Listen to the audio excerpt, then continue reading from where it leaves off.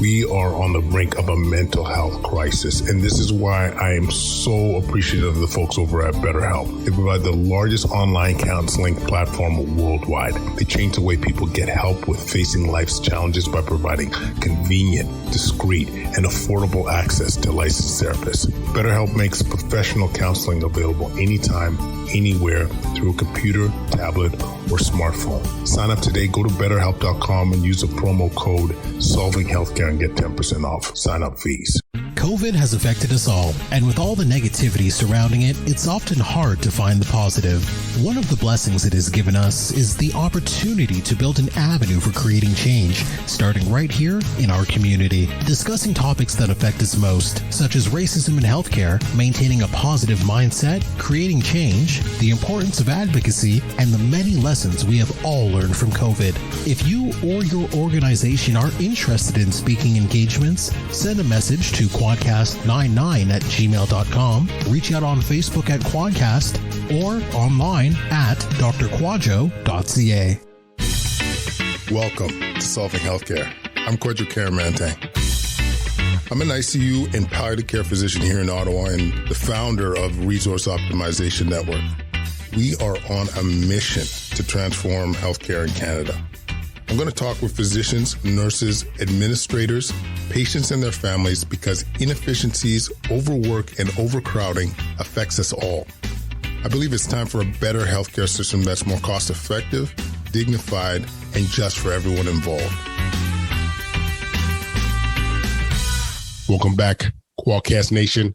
This is a doozy of an episode. Anybody that is a parent needs to listen to this one. Got Dr. Lauren Fulkerson, met her at the Metabolic Health Summit, CrossFitter, pediatrician, and her ability to kind of break down how we could be more present with our kids and build resilience is so beautiful.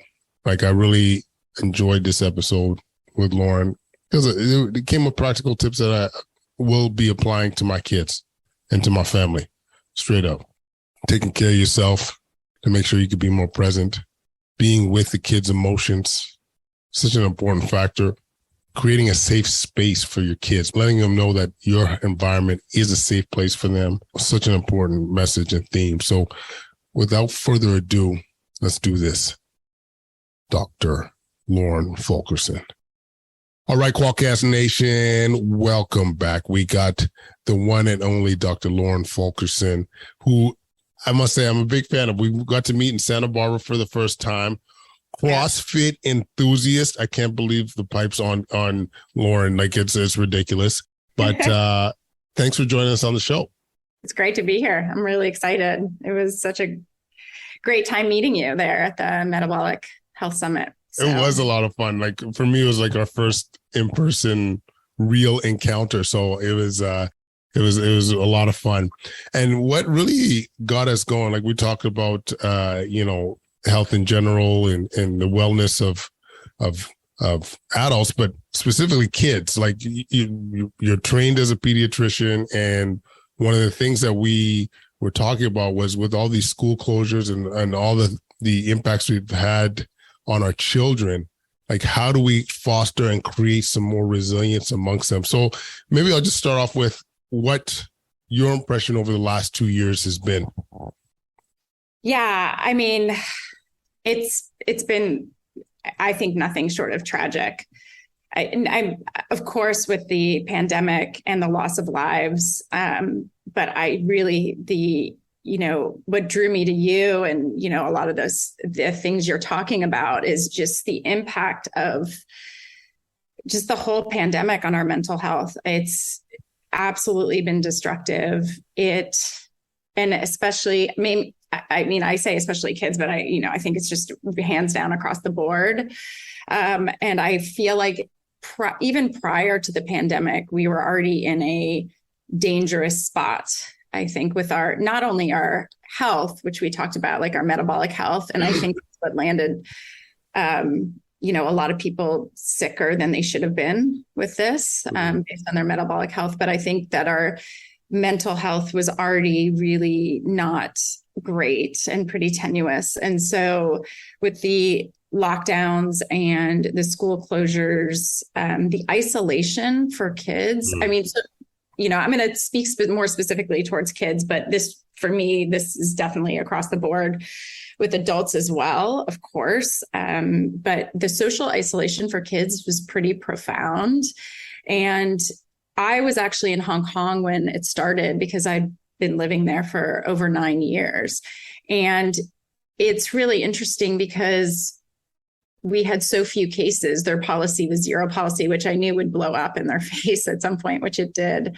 But my kids were actually not quite socially isolated. So we were fortunate enough that we were still comfortable with them being with friends. And as the data came out, it really showed that kids were very minimally affected by this. So unfortunately, that wasn't the policy, across the board. When I got back to the US, I was shocked at how many people I talked to who actually said their kids hadn't left the house in almost a year. Totally. Yeah. So, or they hadn't had a friend contact. And this just shocked me and saddened me, right? Because social connection is so big, not, for kids and adults as well. So I think that just the impact of that, the impact of not being able to go to school, the mask wearing actually was really detrimental for children, especially younger children who rely on facial expressions. We all do, but also speech development that took a big hit too. It's just, I think I'm sure the statistics have changed, but I think the increase in suicide rate for children and adolescents went up like 20% over the pandemic. So, this obviously was across the board with adults. I know you saw it a lot in your ICU. And so we're really at a crisis point with this. And I think my difficulty with this is we're so inundated with, especially with social media and all this support for mental health, yet there's some kind of disconnect, right? Between people actually doing better and all the information that we're flooded with, right? So I do, I just, the impact has been so profound, and I think it's going to go on for years, and we really have to take an active step to reverse it.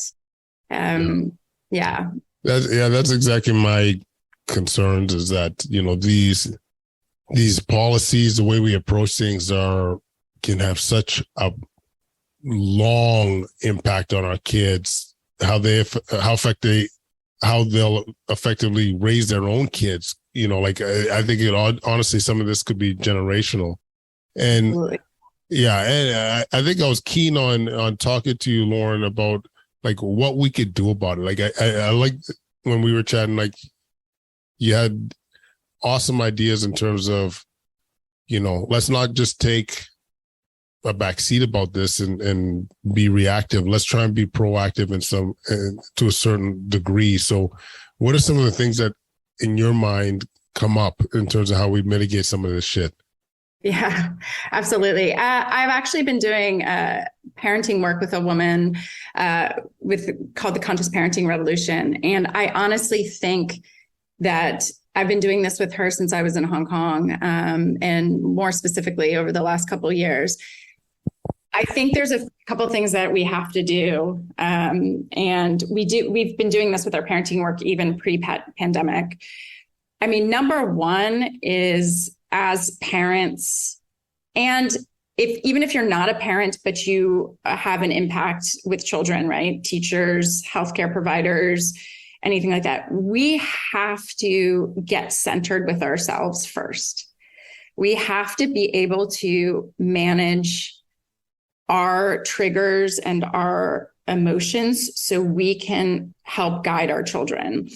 So one of the biggest things that we do, and we're all human, right? We, especially as adults, we have extreme amounts of stress. We get triggered.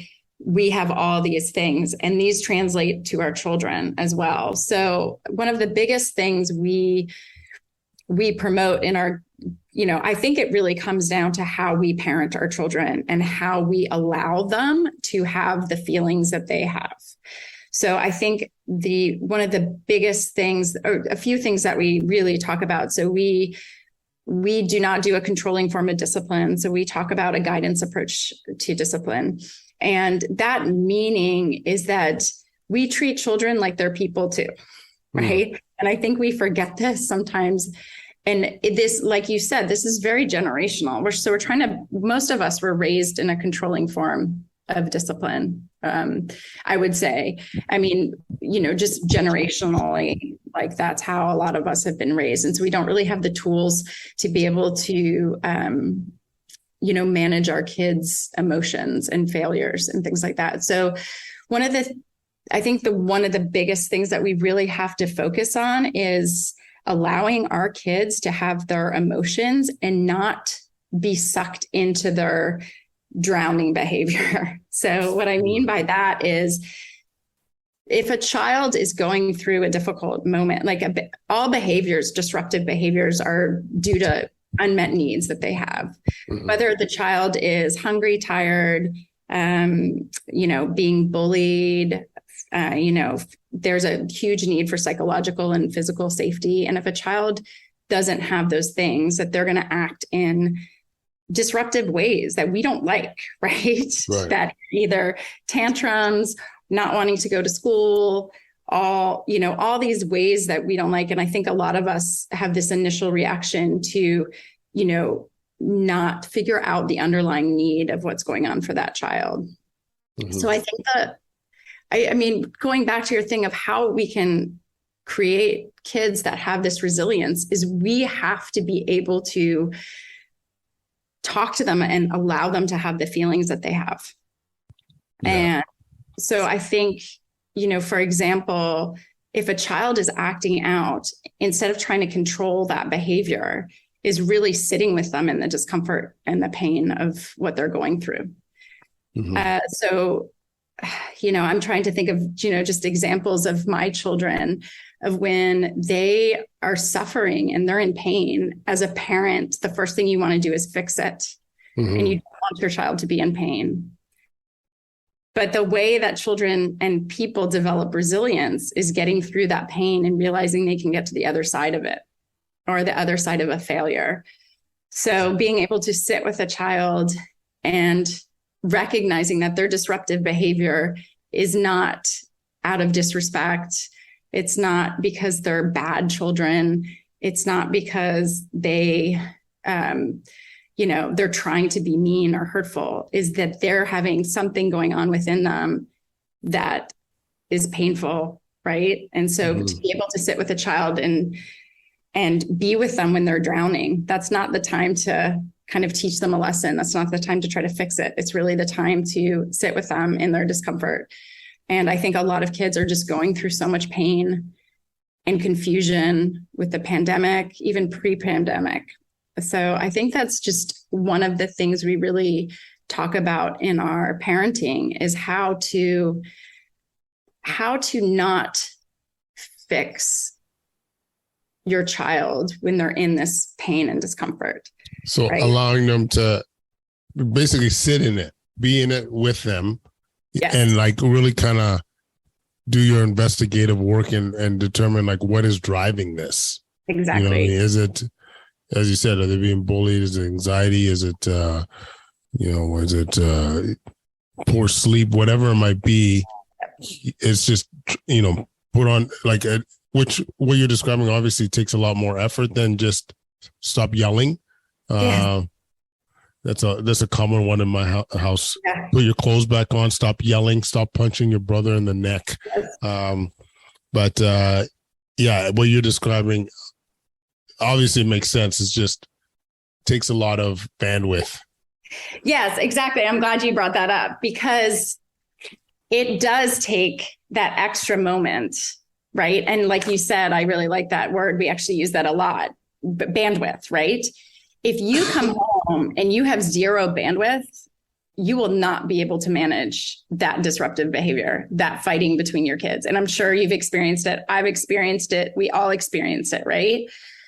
So when you have zero bandwidth, there's no way you're going to be able to manage that situation in the ideal way, right? So number one is kind of going back to what I said, is we have to be able to get our own bandwidth back. And you may not be able to because our needs may not be met, right? So our needs of sleep and, hunger or our stress level may be up here. And so we actually cannot sit with our kids in that moment. So I've actually, with my kids, I've been doing this since they were little. And I actually will come in and say, I actually cannot handle this right now. Like I will tell them, I see that you're hurting. I mean, I had my son come to me the other night and he was really upset about a situation that was going on. It was 10:30 at night. I was half asleep. He was very upset. And I said, he was obviously very tired too. And so it was this moment of, hey, Sean, wow, like I see that you're really hurting and you're really upset. And I don't think I can handle this, right? Like, I don't think I can sit with you and we can figure this out right now at 10:30 at night. I don't think you have the, ability to do it. You're so tired. I'm so tired. And this is really important to me that we figure this out because I know you're really hurting. And I just don't think we're going to be able to figure this out tonight. I'm so sorry, but I'm here. Can we just lay together and you're not alone, and let's figure out a time tomorrow that we can talk about this. Yeah. These are the conversations that we need to be having. We need to give ourselves permission to be human so our children can see us being human. I mean, sorry, go ahead. Oh, no, go ahead. I was just going to say, it's kind of like, many of us have been talking about even as healthcare professionals, man. Like if you want to be present and there for your patients, you need to be taking care of yourself and have that ability to have that out. Like if you can't make that overtime shift because you're just stretched, don't do it. Because you won't, your ability to bounce back or to be able to be there 2 months down the road and not burned out is going to be impacted. So yeah, like, you got to make sure that you have the tools you need to be able to handle these situations. Yeah. And I think we forget this, right? We forget this as healthcare providers. I remember in residency, there was no way you could say that you were sick and that you couldn't be there. I mean, there was no way. We had people residents with IVs in their arm trying to get through their shift.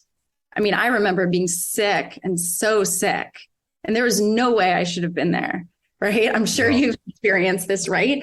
And we've created this culture where it's not okay to say, I need some space. I need some time. And this is one of the biggest things I've actually talked to my kids about is we joke because I don't, part of our guidance approach, and, this is kind of a different topic, but we don't do rewards and punishments. And so they don't really know what a punishment is. They don't know what a timeout is. And they actually joke because they know what a timeout is because I take them. I take timeouts, right? So I say, you know what? I need a timeout.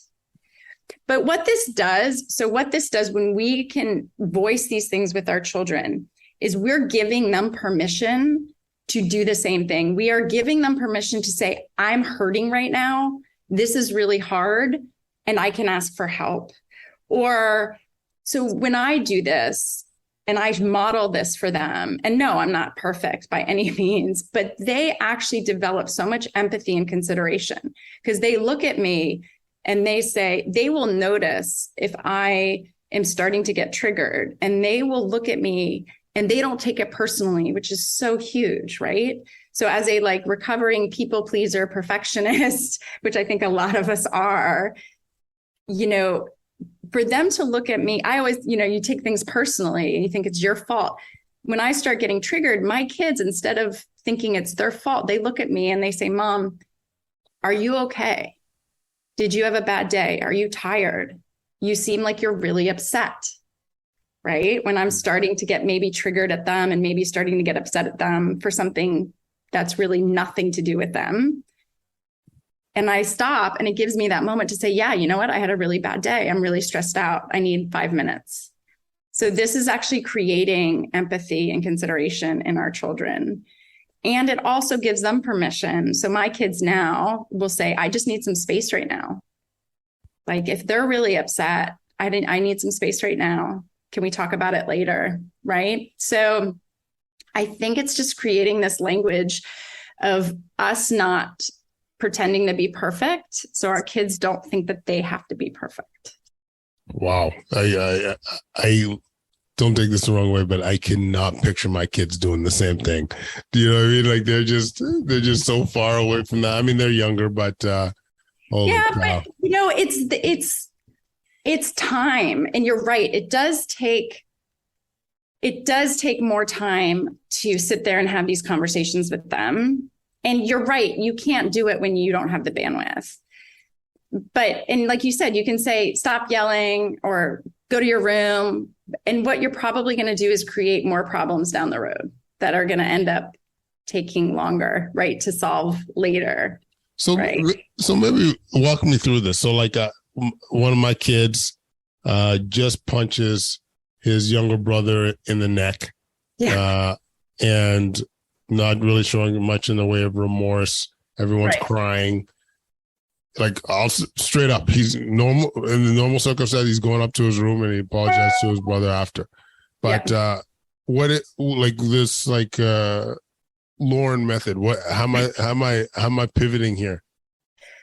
So you need to make sure that you're not triggered, right? You need to take a deep breath. You need to center yourself.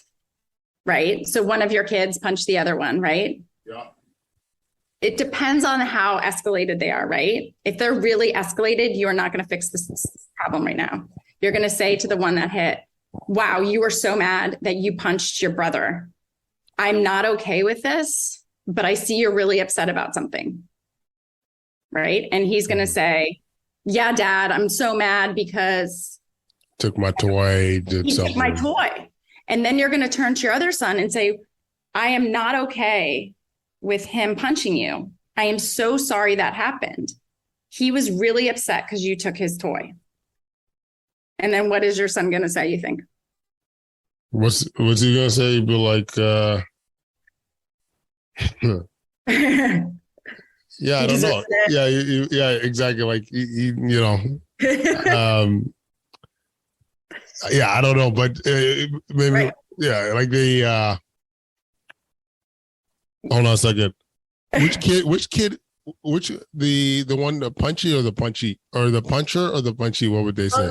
The one that punched him is because he took his toy, right? Yeah. Yeah. You're going to say, you took his toy and he got really mad and he hit you. Yeah. And I'm not okay with him hitting you. Yeah. You know, I'm not okay with that. I'm still not okay with that.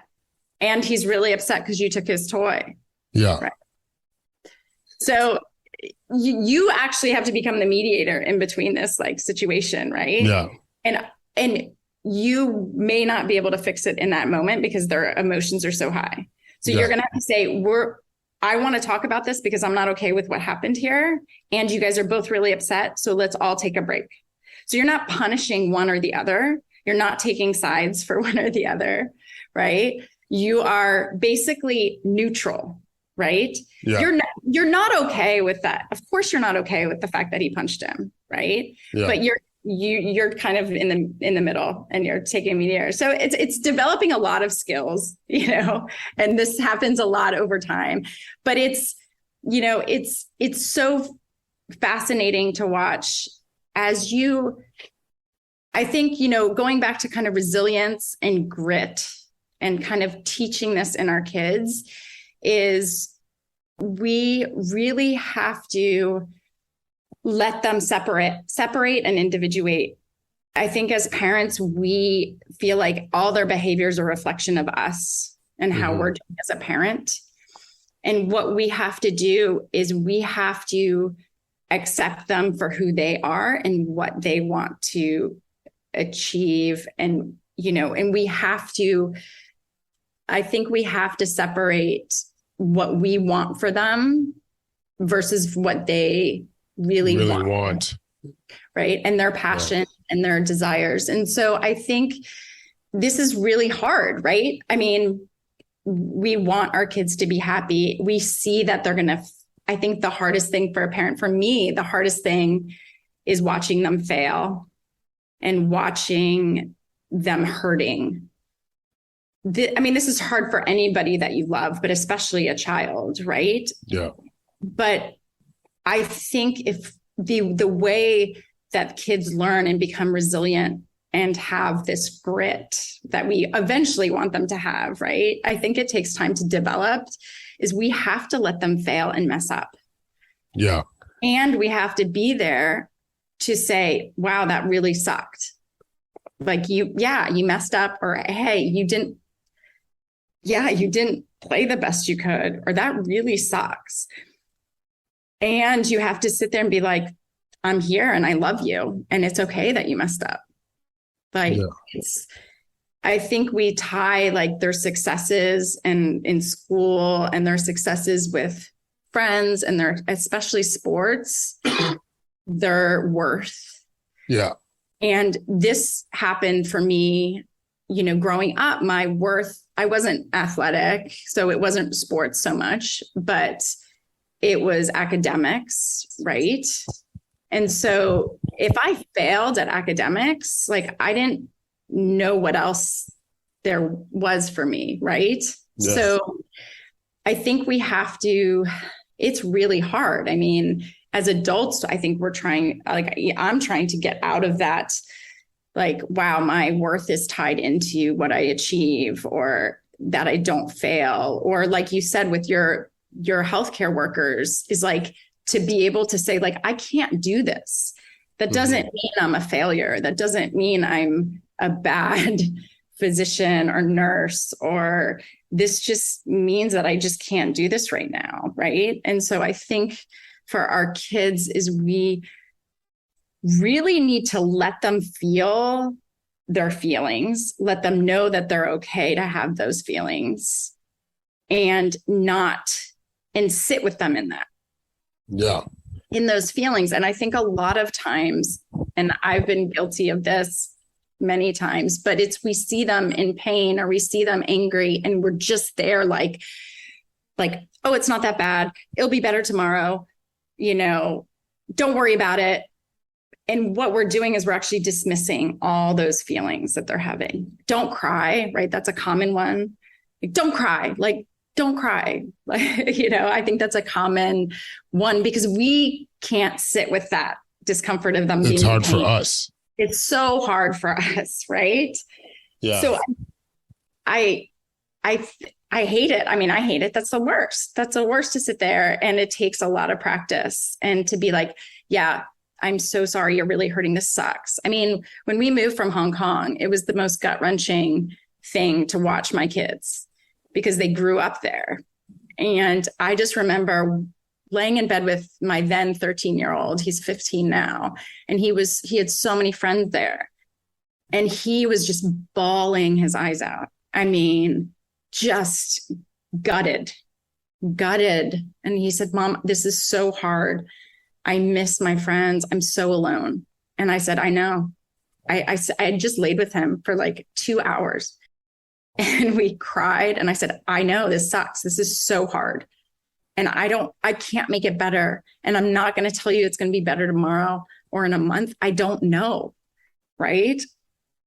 And all I wanted to do is going to say, it's going to be better. It's going to be okay. Just do this, just do X. I don't even know the answer. Right. So I think to create that resilience is we have to let them have those feelings and just be with them in it and say, like, this sucks. You miss all your friends. Like, I know, like, I'm here with you and I don't know what to say. Like, I don't know how to make it better. I don't know what to do, but you're not alone. You have me. And somehow we'll get through this. And I'm not sure how. And it's still probably going to hurt for a while. Yeah. Yeah. It's really hard when it's your kid. It's really hard when it's a partner. It's really hard when it's really any loved one, to just watch them in that. And because, you know, their heart's breaking, you know, they're hurting, or if they've had a failure, right? You know, it's just hard. And so I think it's just saying okay. And when they're in their emotions, you know, a lot of times I'll have conversations with them a couple of days later. So I'll say, hey, like, you know, you messed up this, or this was really hard, or you got in a fight with your brother or your sister. And can we talk about that? Because I'm not really okay. You know, if it was a fight, like, hey, I'm really not okay with the way you're treating your brother. Like, what's going on for you that you're so mean to him? I've had these conversations so many times, and not in the midst of it. It's like a separate, you have to do it when no one's emotions are high. And a lot of times I get out of them, you know, I don't know, like one of my sons, he's 15 and he treats my middle son. There's always a head to head. And I had this conversation with him not long ago. I said, what's going on that you're just, you know, what's going on? And he just broke down crying. He goes, I don't know, Mom. I don't know why I'm so mean to him. I don't know. Like we just haven't figured out what is going on for him that he's triggered about it. And I said, okay, well, the only thing, you're not going to be able to change his behavior. Like, oh, he's just so annoying, right? I'm sure you've heard this. He's so annoying, annoying. And I was like, okay, but that's your problem. Like, you're responsible for your reactions. You're responsible for thinking he's annoying. I don't think he's annoying. That's your problem. So what are we going to do about it? How are we going to handle it? Oh, maybe I can just walk away. I said, okay.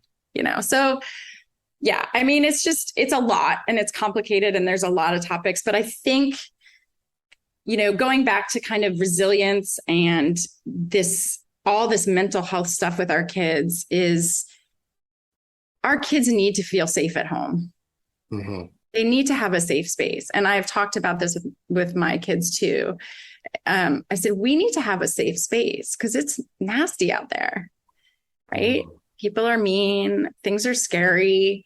Like, we need to have a safe space. So I think really coming back to creating the safe space in our home for our kids where they can be as messy as they need to be and still know that they're loved and that they know that they can fail and they still know that they're loved and supported. I mean, I'll tell my kids, like, I have your back. Like, some of your behavior is totally ugly. But you know what? To be honest, some of my behavior can be totally ugly, right? Yeah.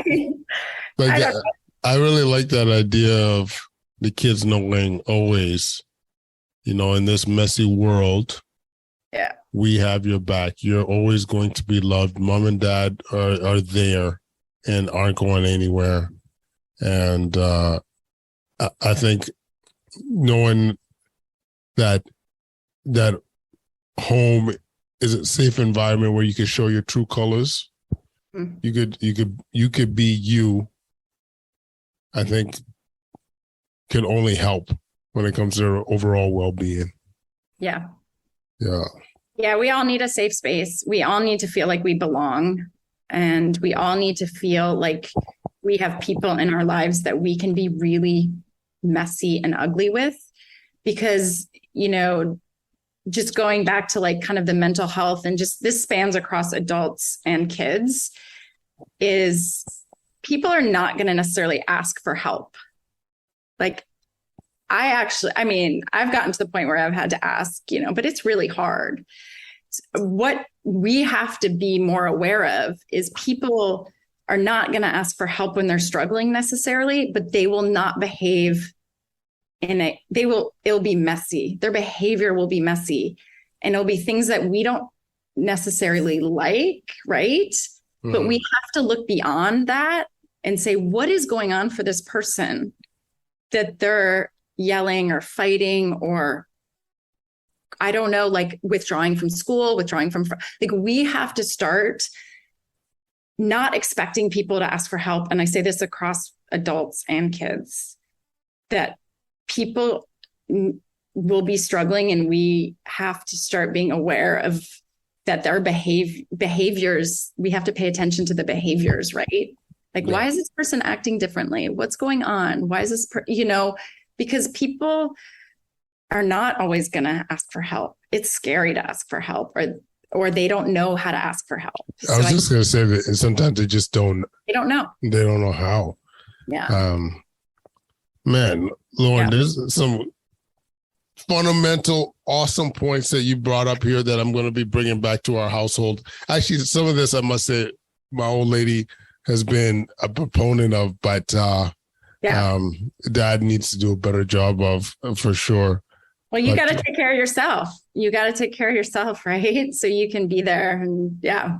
And for me, one of the other takeaways over the last few months, we got away a couple times this summer, but when it comes to that bandwidth, is creating more space, like not having that schedule filled with all kinds of shit.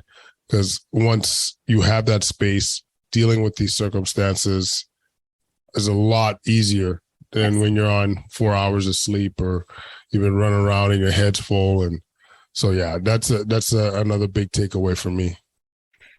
Yeah. And it's hard. It's hard to ask for that kind of permission. And and I promise you put the effort in at the beginning, kind of creating these conversations, and you'll get to the point where your kids will look at you and they'll say, wow, Dad, you look really tired. Like when you're starting to get triggered and angry, you'll get to that point where they're going to be like, wow, Dad needs some space. And you need to be able to voice what you need. I think that's a big thing too, because kids, they want to please you and they want to take care of you and they love you. Right. So Amen, Lauren. Well, listen, thank you so much for jumping on the show. I know this has been a long time in the making, but it was worth every minute. And, just keep doing what you're doing, staying fit, stay of mind and of body. You're an inspiration to so many. Yeah. Thanks for having me. It was great to talk. Absolutely. Quadcast Nation, I hope you enjoyed that episode.